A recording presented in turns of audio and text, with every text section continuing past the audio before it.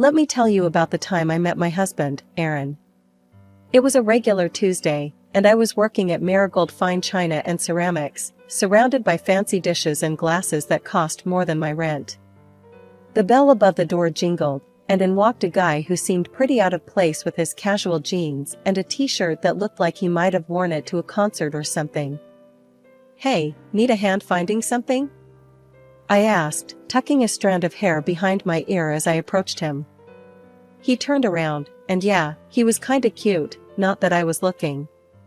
Yeah, thanks. It's my mom's birthday, and she's big on teapots and all that.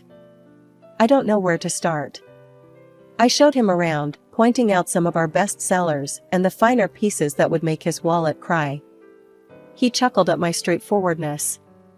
"So, you're telling me that little pot is worth $1,000, he asked, eyebrow raised as he picked up a delicate teapot painted with roses. "Believe it or not, yeah. It's hand-painted, limited edition," I explained, watching him carefully replace it. We spent a good half-hour chatting as we walked through the aisles. He had a good sense of humor, making jokes about how a single plate cost more than his weekly groceries. "I'm Aaron, by the way," he said, extending his hand. "Elise," I replied, shaking his hand.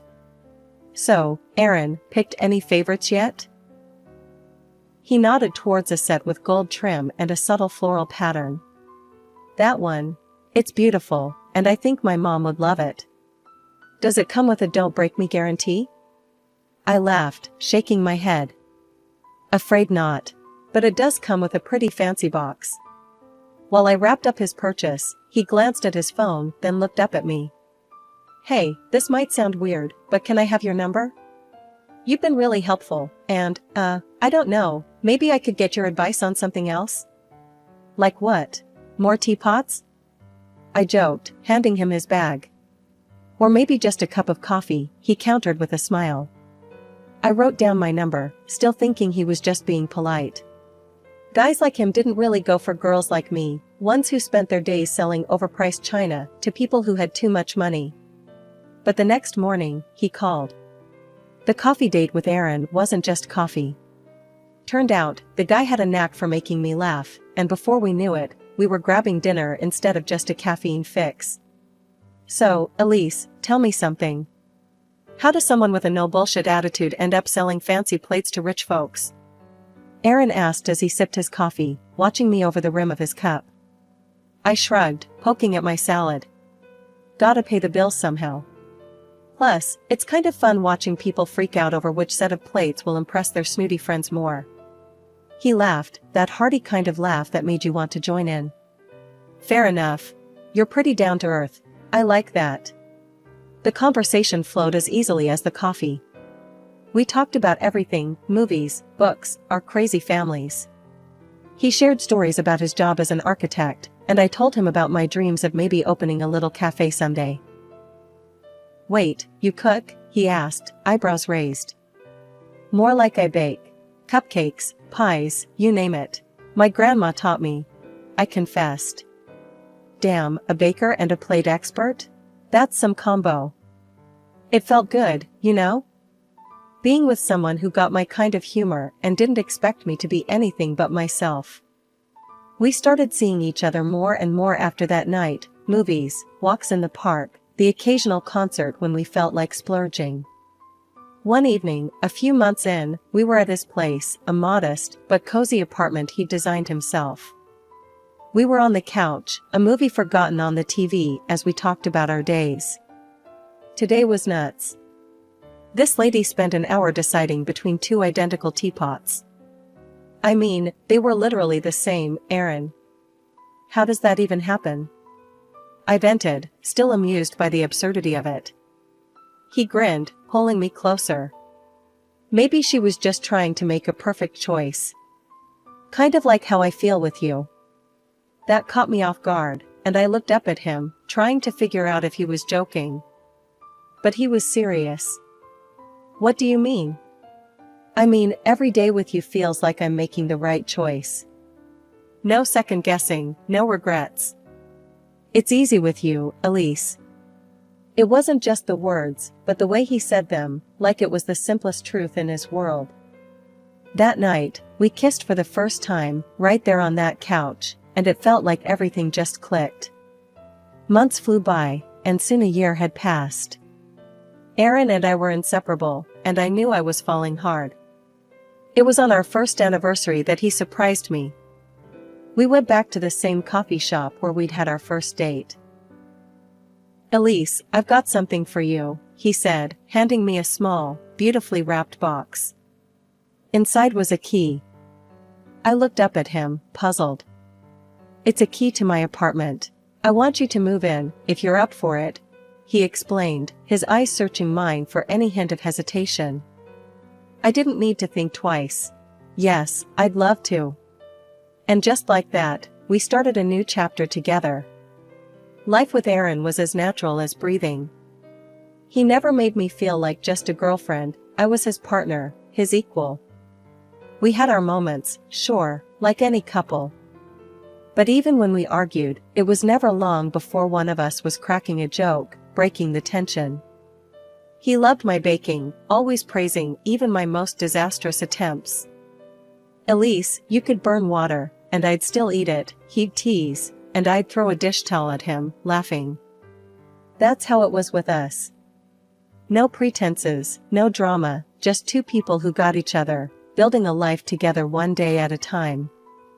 When Aaron proposed, it was simple, no big dramatic gesture, just us on the couch with a ring and him saying, "So, you want to make this official or what?" I laughed and said yes, 100 times yes. The wedding planning flew by, thanks mostly to his mom, Judy, who was a saint. She helped me pick out the dress, the flowers, everything. Aaron's dad, Mike, was seriously ill with cancer, but he was hell-bent on being there. "Wouldn't miss seeing you in that dress for the world," he joked with a wink that made me blush and laugh. The big day was a blur of smiles and tears.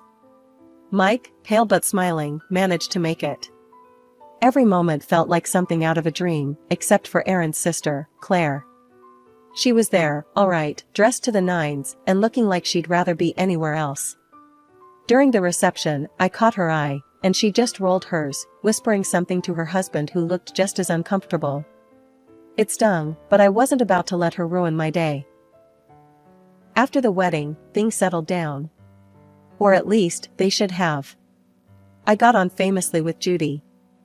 We'd go shopping, walk around the neighborhood, or I'd just come over and help her around the house. It was during one of these days that Claire's true colors showed even brighter. One evening, we were all at Judy's for dinner.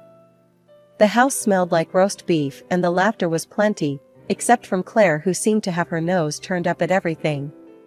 "Elise, dear, can you pass the salt?" Judy asked, her smile warm. As I reached over, Claire muttered loud enough for just me to hear. "Still playing the doting daughter-in-law? Trying to butter her up for the will, are you?" I paused, my hand mid-air, then passed the salt to Judy. "I'm just here to help, Claire. You should try it sometime." She scoffed, sipping her wine.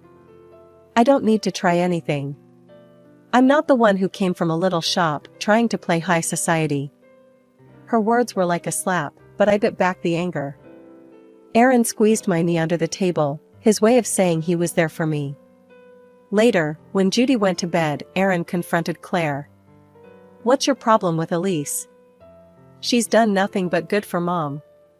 Claire's face hardened. "You're blind, Aaron. She's here for what she can get. That's what these people do." "These people?" I snapped, unable to hold back. "You mean people who work for a living?" "Yeah, I was a saleswoman. So what? At least I'm not pretending to be something I'm not." Aaron stood up, his chair scraping back. "That's enough, Claire. If you can't be civil, maybe you shouldn't come around as much." Claire stormed out, her husband trailing behind her, throwing apologetic glances our way.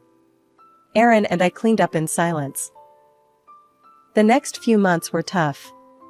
Mike's health declined rapidly. Despite the strain and sorrow, I tried to be there for Judy as much as I could. Mike passed away quietly one night, leaving us all a bit emptier. Aaron took it hard, and I did my best to support him, to be his rock. Claire, who'd been absent more often than not, suddenly turned up again, her eyes scanning the house like she was taking inventory. At Mike's funeral, she was tearful, playing the part of the grieving daughter, but her tears seemed as hollow as her previous accusations against me. A few weeks after Mike passed, Judy decided it was time to settle his affairs once and for all. She invited us all to dinner. As we sat around the dining table, the air thick with anticipation, Judy cleared her throat and unfolded a stack of papers. "I've got Mike's will here," Judy announced, her voice steady but soft. "He had some specific wishes about how things should be handled." Judy continued, "Half of everything goes to me, as we expected. The other half will be divided among Mike's future grandchildren." She paused, looking over her glasses. "And the firstborn grandson will receive a bonus of $200,000. Claire was practically vibrating in her seat. "Well, I guess that sets our priorities, huh?" she said, half joking but with a greed I hadn't seen so openly before. "Let's not make hasty decisions," her husband muttered, but Claire was already on a roll. "This means we start trying seriously, babe. It's important," she insisted, her voice tinged with desperation that didn't suit the dinner table. From then on, Claire's obsession with conceiving became the focal point of her life. Every family gathering, she'd update us on their progress, or lack thereof, with a frankness that bordered on uncomfortable. "We've been to 3 specialists this month alone," Claire complained one evening as we all tried to enjoy a quiet dinner. "Do you have any idea how much this is costing us?" Her fixation deepened when they moved on to artificial insemination. The hormonal treatments took a toll on her, physically and emotionally. She gained weight, which only fueled her frustration and desperation. Her struggles cast a shadow over our family meetings. Claire's obsession with getting pregnant overshadowed even simple conversations. It got to the point where I found excuses not to attend gatherings, especially if I knew she'd be there in one of her moods. Aaron tried to stay neutral, but even he was wearing thin. "She's my sister, but I can't deal with this every time we see them," he confessed one night as we lay in bed, staring at the ceiling. "I know, love. Maybe give her some space? She's got a lot on her plate right now with all the treatments and pressure," I suggested, though I felt for Claire, her behavior made it hard to be around her. As time wore on, Claire's single-minded pursuit of motherhood began to isolate her, even from those who wanted to support her. All we could do was watch and wait, hoping that something would give, for better or worse. The day Claire announced her pregnancy should have been purely joyful. "I'm pregnant," she declared during a family brunch, her eyes scanning the table for our reactions. Aaron and I offered our genuine congratulations. "That's great news, Claire. Really happy for you guys," Aaron said, passing her a smile across the table. I nodded in agreement, trying to add warmth to the tense air. Despite our attempts at keeping things friendly, Claire seemed to brew a storm inside her, always ready to snap. Her mood swings were wild, and every small thing set her off. The family tiptoed around her, but I bore the brunt of her sharp tongue more than anyone else. I learned to keep my distance, but that was about to become harder. One morning, feeling unusually queasy, I took a pregnancy test. The positive result left me stunned and elated. I shared the news with Aaron, who was over the moon. "We're going to have a baby," I whispered, and we held each other, lost in our little bubble. We decided to share the news with Judy first, hoping for a moment of happiness amid the ongoing tensions. Walking into Judy's house, hand in hand, we found not only Judy, but also Claire, who'd apparently come over earlier.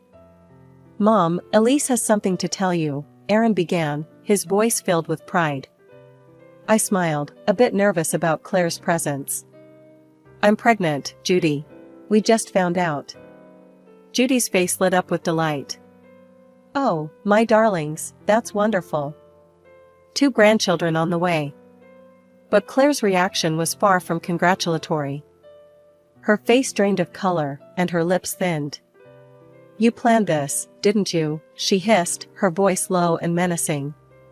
"Trying to steal my thunder and my child's inheritance." I froze, shocked by her accusation. "Claire, that's not true. It just happened." Her voice escalated, and she stood, pointing a shaking finger at me. You're lying. This is all a setup. You want the money, that's all you've ever wanted. We should get a DNA test on that baby. Who knows if it's even Aaron's? Aaron stepped between us, his face dark with anger. Enough, Claire. I won't let you insult my wife like that. You owe Elise an apology. Claire scoffed, her cheeks flushed with anger or shame, I couldn't tell. I'm not feeling well, she muttered, grabbing her purse and storming out, leaving a stunned silence behind. Judy reached for my hand, her eyes sympathetic. Don't mind her, dear. It's just the hormones and jealousy speaking. I tried to smile, but Claire's words had cut deep. Tears spilled over, and I wiped them angrily. I just don't understand why she has to be so cruel, I murmured.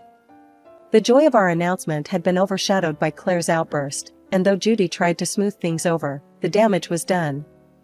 The remainder of our visit was spent discussing baby names and plans, but Claire's shadow hung over us all. Judy called me up early on a bright Tuesday morning, her voice warm and inviting. Elise, dear, why don't you come over for coffee? I baked your favorite apple pie, she said, and I could almost smell the sweet aroma through the phone. Glad for a reason to get out of the house, I quickly agreed. I'll be there in 20 minutes, Judy. Can't wait. When I arrived, the house smelled heavenly, and Judy greeted me with a hug. Inside, to my surprise, Claire was there too, looking unusually quiet and almost shy. She even managed a small smile as I walked in. Elise, I want to apologize for last time, Claire said, her voice lower than usual. I was out of line. I've been dealing with a lot. Her apology, unexpected as it was, eased a bit of the tension I'd been carrying around. Thanks, Claire. Let's just move forward, okay? We settled at the kitchen table, the pie between us, its scent filling the room, inviting us to forget the awkwardness. Judy poured the coffee, and we started to chat about light, inconsequential things, Judy's garden, the weather, the little one on the way. Halfway through our second slice of pie, a headache began to pound at my temples, a common annoyance during my pregnancy. I must have winced, because Judy immediately noticed. You okay, dear? You look a bit pale. Just a headache, nothing new these days, I replied, trying to brush it off with a smile. Oh, I have just the thing, Judy said, rising from her seat. I have some headache medicine that's safe for pregnancy. Claire, honey, could you fetch it? It's in the medicine cabinet. Claire nodded and left to retrieve it, returning moments later with a pill and a glass of water. Here you go, Elise. This should help. I thanked her, swallowing the pill without a second thought, trusting Judy to know what was safe. But as I took the glass back to the kitchen to rinse it out, my eyes caught on something in the trash that sent a cold shiver down my spine. Among the usual rubbish, a discarded medicine package stood out, its label stark against the banana peels and coffee grounds. It was a chemotherapy drug, one that I instantly recognized from the time we had helped Mike through his treatments. Panic seized me as I remembered the clear warnings about its effects on pregnancy. Dropping the glass in the sink, I grabbed my phone and dialed 911. The operator picked up immediately, and I quickly explained what had happened. Ma'am, you need to try to purge that from your system immediately. Drink water and try to induce vomiting, the dispatcher instructed urgently. I turned the tap on full blast, gulping down glass after glass of water before kneeling in front of the toilet. As I forced myself to vomit, tears mixed with fear and betrayal stung my eyes. What was going on? How had this happened? My head was spinning, not just from the physical effort, but from the shock and betrayal I felt swirling inside me. When I finally managed to stagger out of the bathroom, the sight of Judy and Claire standing there, pale and confused, only intensified my feelings of unease. What on earth is going on, Elise? Judy's voice was filled with worry.